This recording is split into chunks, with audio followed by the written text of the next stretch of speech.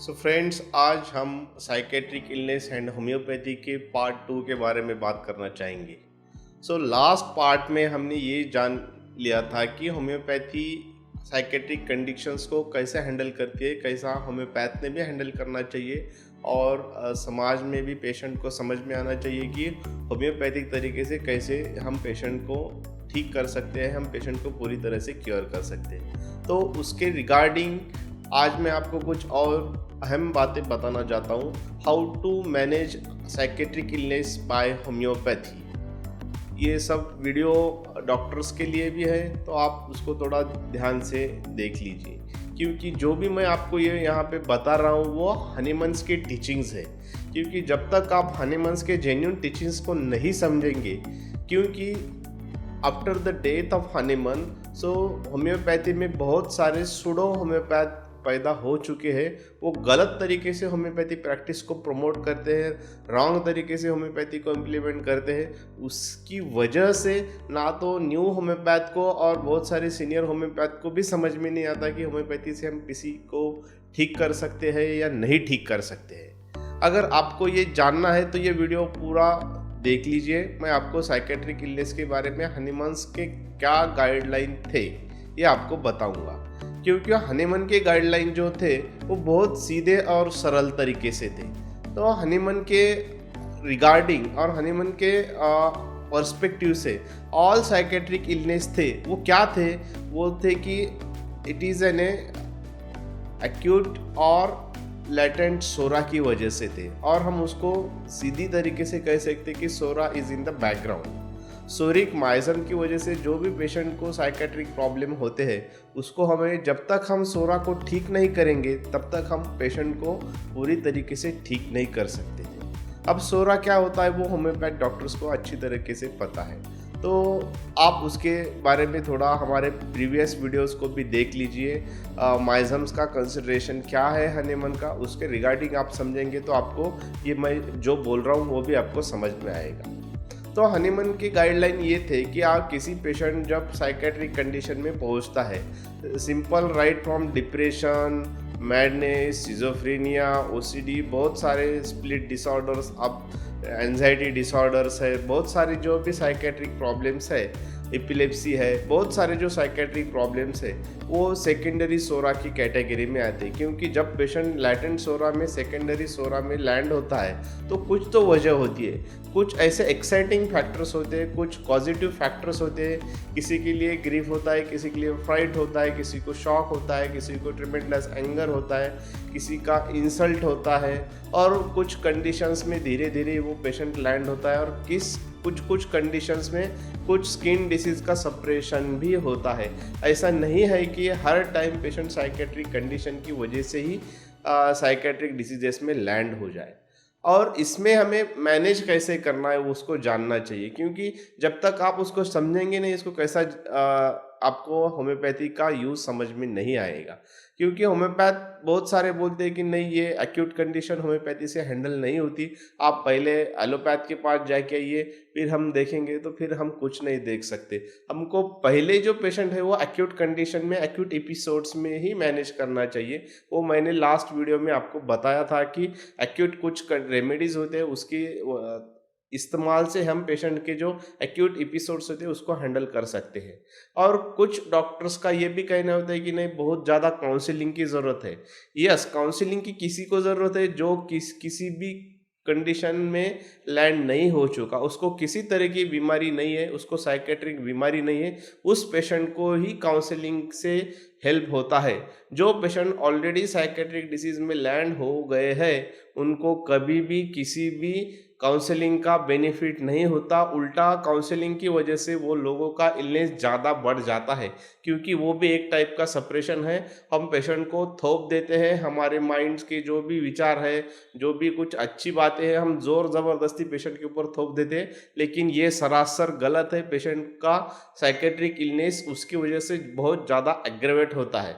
तो आपको ये समझ में आना चाहिए कि काउंसलिंग भी किसको करना है।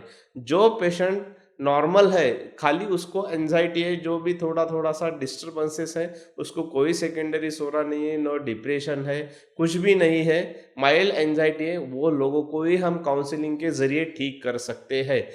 उनको किसी भी मेडिसिन की ज़रूरत नहीं होती है, वो लोग काउंसलिंग से ठीक हो सकते हैं। लेकिन जो लोग एक्चुअली लैंड होते हैं उनको हम कभी भी काउंसलिंग नहीं करना चाहिए। उनको स्पेसिफिक उनके कंडीशन अकॉर्डिंग रेमेडी को सर्च करके अप्लाई करना चाहिए। अब रेमेडी का एप्लीकेशन जो मैंने लास्ट वीडियो में बताया था कि पहले हम लोगों को पेशेंट का एक्यूट सिचुएशन है, कोई भी साइकेट्रिक कंडीशंस में जो भी पेशेंट का जो एक्यूट सिचुएशन होता है, जो वर्स सिचुएशन होता है कि पेशेंट ज़्यादा डिस्टर्ब होता है, उसको पहले उसको लैटेंट सोरा में लाना चाहिए, फिर उसका अकॉर्डिंगली जो एंटीसोरिक रेमेडीज़ होते हैं उसको इस्तेमाल करना चाहिए।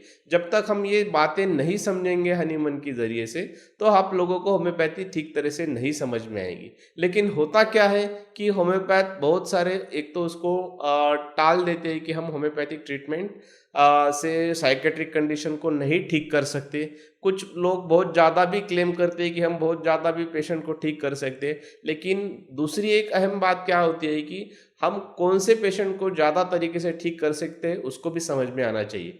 क्योंकि जो पेशेंट साइकेट्रिक कंडीशन में 4 साल से है, 5 साल से है, लेकिन अगर उसने कोई मेडिसिन नहीं लिया है तो हम उसको ठीक कर सकते हैं। लेकिन अगर कोई भी पेशेंट्स को नार्कोटिक्स और जो जो ड्रग्स होते हैं साइकेट्रिक्स एलोपैथी के, और पेशेंट उसके हैबिचुअल हो चुका है 5 साल से, 2 साल से या 10 साल से, वो पेशेंट को हम नहीं ठीक कर सकते। उनको उनके हाल पे वही एलोपैथिक ट्रीटमेंट के साथ रहना चाहिए, क्योंकि वो लोगों को हम ठीक नहीं कर सकते, क्योंकि ऑलरेडी उनका जो सेकेंडरी सोरा है वो भी सप्रेस हो चुका है और डिसीज एक हाई इंटेंसिटी पे पहुंच जाता है कि उसको हम वापस रिवर्ट नहीं कर सकते। तो उसको भी कभी क्लेम मत कीजिए कि आप वैसे टाइप के पेशेंट को ठीक करेंगे, क्योंकि उसका रेफरेंस जो है हनीमन ने एफोरिज्म नंबर 74, 75 एंड 76 में दिया है कि आप जो केसेस में ज़्यादा एलोपैथिक और कोई सप्रेशंस का इस्तेमाल हो चुका है, तो वैसे केसेस में होम्योपैथिक मेडिसिन वर्क नहीं करता। तो हम लोगों को फोकस किस पे करना चाहिए कि जो लोग हैं जो अर्ली केसेस है डिप्रेशन के, अर्ली केसेस है मैडनेस के, सिजोफ्रेनिया के, कोई भी अर्ली केसेस है, तो आप बिलीव कीजिए कि हम अर्ली केसेस में अगर ठीक आप हमारे पास आते हैं, आप होम्योपैथ हो तो आप पेशेंट को ठीक करना चाहेंगे, तो आप पहली स्टेज में ठीक कीजिए, क्योंकि पेशेंट पूरा 101% उसमें ठीक होता है, उसमें कोई रिलैप्सेस की चांसेस भी नहीं होते, ज़्यादातर वेरी रेयर हो सकता है, लेकिन 80% केसेस में रिलैप्स नहीं होगा।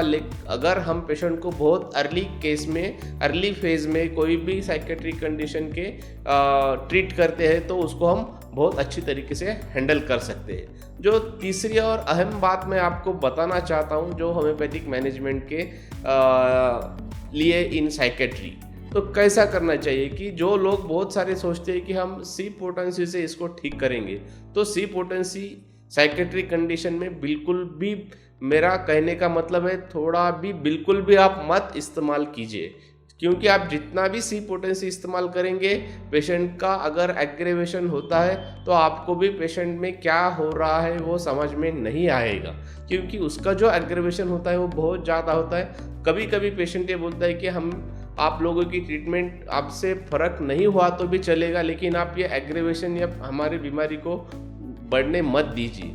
तो मेरा साफ साफ कहना है आप लोगों से कि आप कभी भी जब साइकेट्रिक कंडीशन में, मैं तो कभी भी बोलता हूँ कि हर कंडीशन में आप एलएम पोटेंसी यूज़ कीजिए, लेकिन आप उसके लिए ज़्यादा एक्सपर्ट नहीं है तो आप एलएम पोटेंसी स्पेशली साइकेट्रिक के लिए ज़्यादा इस्तेमाल कीजिए, क्योंकि उसमें ना के बराबर एग्रेवेशन होता है और हम पेशेंट को धीरे धीरे धीरे धीरे क्योर की तरफ ले जा सकते हैं according to the response of patients. वो कैसे रिस्पॉन्ड करता है हमारे रेमेडीज़ को, हमें वो धीरे धीरे समझ में आता है और अकॉर्डिंगली हम पेशेंट को वो रेमेडी डे बाय डे उसका पोटेंसी इंक्रीज कर सकते हैं।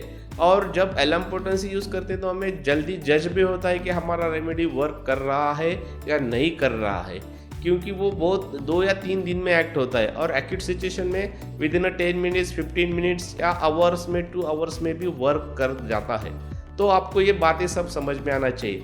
लेकिन जो होम्योपैथी में कुछ सूडो होम्योपैथ थेरीज आ चुके हैं, उसकी वजह से क्या होता है कि बहुत सारे न्यू होम्योपैथ में कन्फ्यूजन है कि हम उसको हैंडल कैसा करें। मैं आपसे साफ साफ कहना चाहता हूँ कि आप होम्योपैथी को अच्छी तरीके से प्रैक्टिस करना चाहते हैं तो आप हनीमन के टीचिंग्स को फॉलो कीजिए। किसी और की टीचिंग्स को फॉलो करने की कोई ज़रूरत नहीं है, क्योंकि उसकी वजह से आपके माइंड में मिस इंटरप्रिटेशन आएगा।